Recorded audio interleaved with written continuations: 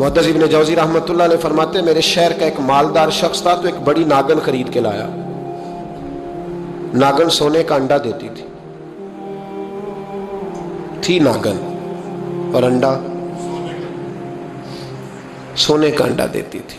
उसके बाल बच्चों ने भी, एक ही बेटा था, बीवी थी, उन्होंने कहा अब्बा ये नागन है, इसका काम दसना है, तो तू ख्याल कर। क्या कहा था हज़रत सुल्तान बाहू ने? खारे खूह कदी मिठे नहीं थींदे, भावें सै मना गुड़ पाइए, ते सप्पां दे पुत कदी मिठ नहीं थींदे, भावें चूलियां दूध पियाइए। इसकी फितरत में डसना है। तो ये डसेगी, बात खत्म हो गई। का नहीं, सोने का अंडा देती है। रख लिया घर में।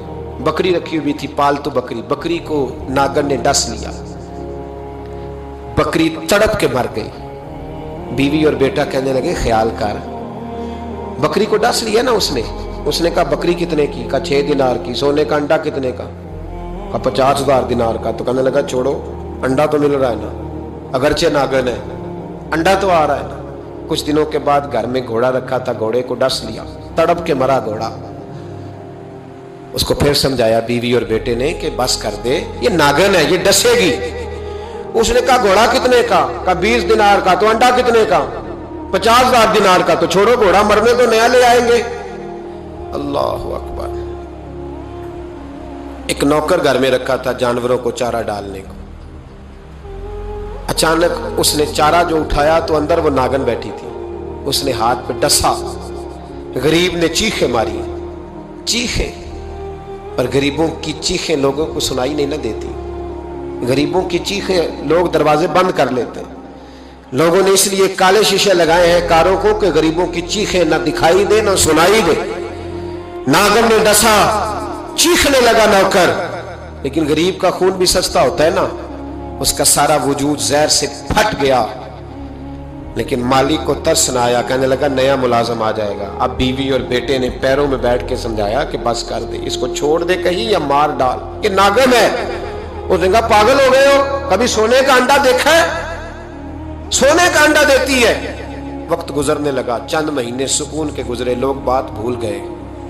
एक दिन सवेरे सवेरे कमरे से मां के रोने की आवाज आई, और जब अम्मा चीखी, खामन दौड़ा तो कहने लगी ले तेरे सोने के अंडे बच गए। और वो देख मेरे बेटे को डस के बिस्तर से उतर गई है।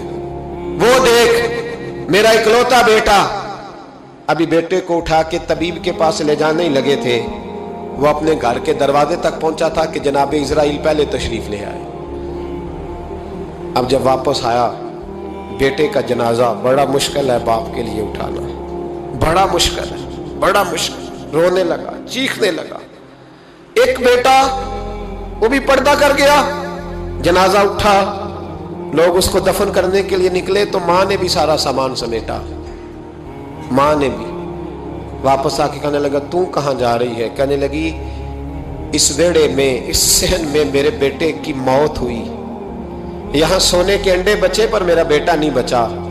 मैंने उस आंगन को क्या करना है जिसमें सोना तो पड़ा हो पर बेटा मां पुकारने वाला हो ही कोई ना।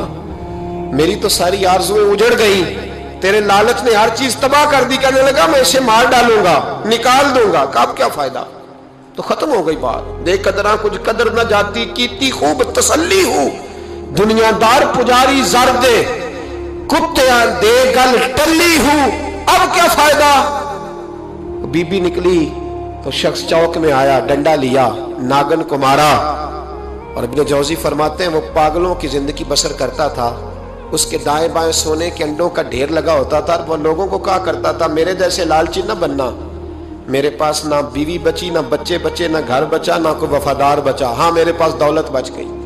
आज लोगों ने दौलत बचाई, दौलत बचाई, दौलत सगा भाई अलहदा कर दिया, बहन से मुलाकात तर्क कर दी, ये पैसे मांगती है। लोगों ने हर रिश्ता नाता तोड़ दिया, दौलत बचाई, दौलत।